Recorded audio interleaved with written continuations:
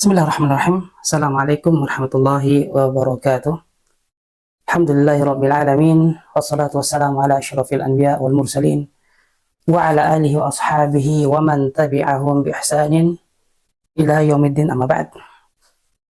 Keluargaku yang dirahmati Allah Subhanahu wa taala, kita kembali melanjutkan pembahasan kita, masih berkisar tentang membantah hujjah, dalil-dalil akliyah para mutakallimin, termasuk diantaranya Asy'ariyah atau Asy'ariyah ya.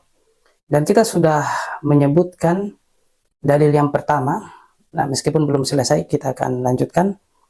Kita katakan bahwa membantah mereka dengan beberapa poin. Yang pertama adalah bahwa anal asy'ariyah wa ahlul kalam qailina bidzalika dalil mukhtalifuna fi katsirin min tafasil. Ini kita sudah jelaskan ya, bahwa mereka itu pada muqaddimah kaidahnya itu sama, tetapi ketika tafsil, penjelasan daripada muqaddimah itu, mereka berbeda-beda. Ya, sudah kita jelaskan ya. Dan juga telah kita sebutkan bahwa di antara mereka ada yang menjadikan tolak ukur kemakhlukan benda atau jisim. Ya, di sini juga ingin kita berikan tanbih ya, atau berikan penjelasan ya, peringatan, penjelasan bahwa yang dimaksud dengan jisim di sini ya, kita anggap saja itu makhluk secara umum atau benda secara umum ya. Meskipun nanti di penjelasan lanjutan, di pembahasan lanjutan dari Kutaib ini atau kitab ini, itu mengarah kepada jasad ya, kepada badannya. Kita telah menyebutkan bahwa mereka ada yang mengatakan bahwa indikator kemakhlukan benda karena dia tidak terlepas dari hawadis, hal-hal yang baru ya, atau senantiasa ada padanya perubahan. Nah, dan kita sudah jelaskan bahwa teori ini masih terlalu umum ya, terlalu umum. Masih belum jelas juga, belum detail apanya yang berubah-ubah ya di sana. Apakah zatnya ataukah apakah sifatnya ya. Dan tidak bisa kita gabungkan ya, karena pertentangan di antara pendiri teori ini ya, saling kritik di antara mereka. Yang satu mengatakan bahwa indikator kemakhlukan benda, misalnya Al-Amili yang memegang teori indikator kemakhlukan suatu benda karena dia mempunyai sifat, itu mengkritisi ya pendapat-pendapat yang lain. Demikian pula Ar-Razi ya, Al-Imam Ar-Razi ya, imam di kalangan para mutakallimin, itu mengkritik juga tentang teori sifat ini. Kemakhlukan suatu benda dilihat dari sifatnya ya, karena ada sifatnya, itu juga dikritik oleh Fakhruddin Ar-Razi, dan tidak bisa kita gabungkan ya, karena pendiri-pendiri mereka itu sudah saling mengkritisi ya. Kita kembali ke awal, bahwa di antara mereka mengatakan bahwa innal jisma la yakhlu 'anil hawadis wa ma lam yakhlu minal hawadis fa huwa hadis.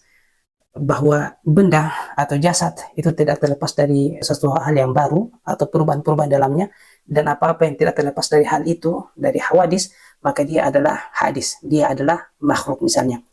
Nah, kemudian datang teori berikutnya menyatakan bahwa innal jisma la yakhlu min kulli jinsin min ajnasil a'rad. Ya, mereka katakan bahwa oh tidak, ciri kemakhlukan suatu benda karena dia tidak terlepas dari jenis-jenis sifat ya, jenis-jenis sifat. Yang ini sudah kita sebutkan. Kemudian teori ini mengatakan bahwa benda jika menerima sesuatu, maka dia harus menerima juga kebalikannya. Dan sudah kita jelaskan juga sisi kelemahannya. Kemudian teori ini juga mengatakan bahwa sifat ya, atau a'rad, baik itu yang nampak ya, la yabqa zamanain ya, tidak bertahan dalam dua masa. Dan juga kita sudah menjelaskan penyimpangan dari teori ini. Kemudian kita lanjutkan bahwa belum selesai sampai di sini. Di antara mereka ada yang mengatakan bahwa inna ajza al-alam muftariqatun ila ma yukhassisuha bima laha min sifati al-jaiza laha wa kullu ma kana kadzalika fa huwa muhdath fal alam muhdath.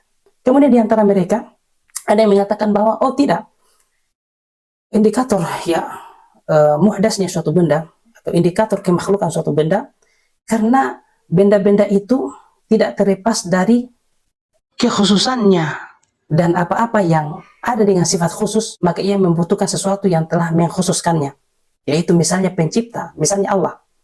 Fal alam muhdath. Oleh karena itu mereka katakan alam ini ya muhdas, ya baru, makhluk. Cirinya adalah tadi, bahwa di alam ini tidak terlepas dari sesuatu yang mengkhususkannya. Hanya saja apakah zatnya ataupun sifatnya belum ya, masih umum. Misalnya begini. Misalnya ya kita katakan misalnya api ya. Api dengan sifatnya yang panas. Ya, air dengan sifatnya yang mengalir. Maka hal-hal seperti itu dikatakan ya mukhassas, dikhususkan dengan sifat seperti itu. Ya, hal-hal yang memiliki sifat khusus seperti itu mereka katakan tentu ada mukhasisnya, ada pemberi kekhususan, yaitu misalnya pencipta. Nah, teori ini tidak mengindahkannya atau tidak berpegang pada teori sebelumnya. Teori sebelumnya itu telah kita sebutkan, yaitu teori a'rad. Yang ini dia pada pengkhususan ya, benda tersebut, ruangnya, tempatnya, atau misalnya zatnya, pokoknya hal-hal yang nampak khusus dari benda itu, maka tentu ada yang mengkhususkannya, maka dia adalah makhluk. Ini teori yang tidak bersamaan dengan teori sebelumnya ya. Kemudian ada juga teori lain, mengatakan, tidak, kami tidak bersama dengan kalian. Misalnya ya, kami menyatakan bahwa kullu jismin mutanahiyul qadr.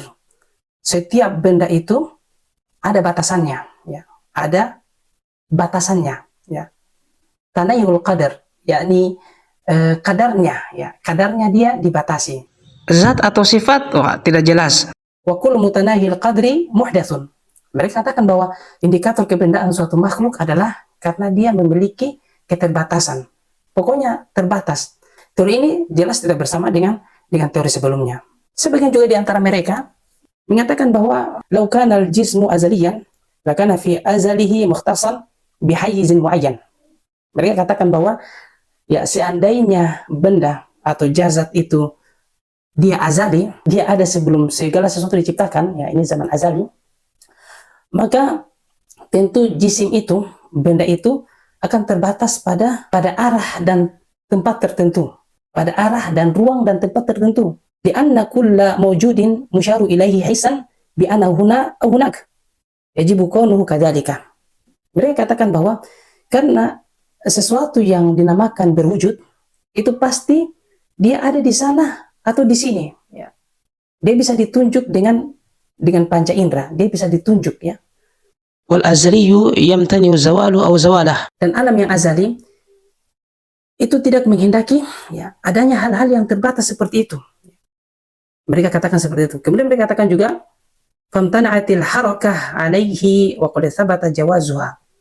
Mereka katakan bahwa oleh karena itu pergerakan di zaman azali ya itu tidak ada ya, terlarang hal-hal seperti itu yang bergerak yang terbatas pada sesuatu tidak bisa ada di zaman azali. Padahal jisim ya bisa saja bergerak ya, jisim bisa saja bergerak. Oleh karena itu teori ini semacam menyatakan bahwa bagaimana mungkin ada jisim di zaman azali.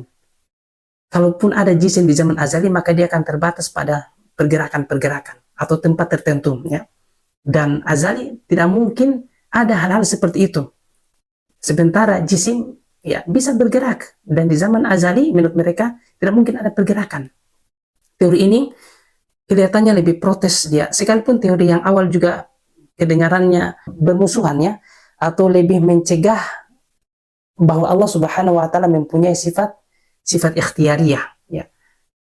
Teori ini kelihatannya lebih mengantisipasi jangan sampai ada yang mengatakan bahwa Allah di zaman azali itu mempunyai sifat ikhtiariyah, berbuat, ya, berbicara, dan lain sebagainya. Ya, teori ini lebih condong ke sana. Meskipun teori-teori yang lain kalau kita lihat, sebenarnya dibuat-buat hanya untuk membatasi pergerakan Allah di zaman azali. Hanya untuk membatasi pergerakan Allah di zaman azali. Ya. Yang kemudian ingin menanamkan pemikiran yang sesat, yang salah kepada manusia, bahwa Allah Subhanahu wa taala tidak mungkin mempunyai sifat perbuatan di zaman azali. Karena berbuat menghendaki pergerakan. Oleh karena itu tidak heran mereka menyatakan bahwa Allah Subhanahu wa taala di zaman azali itu tidak menciptakan atau tidak mempunyai sifatul khalq. Allah tidak menyandang sifat sebagai pencipta di zaman azali. Atau Allah Subhanahu wa taala tidak menyandang sifat kalam, sifat berbicara di zaman azali. Karena zaman azali terlarang hal-hal seperti itu. Ya.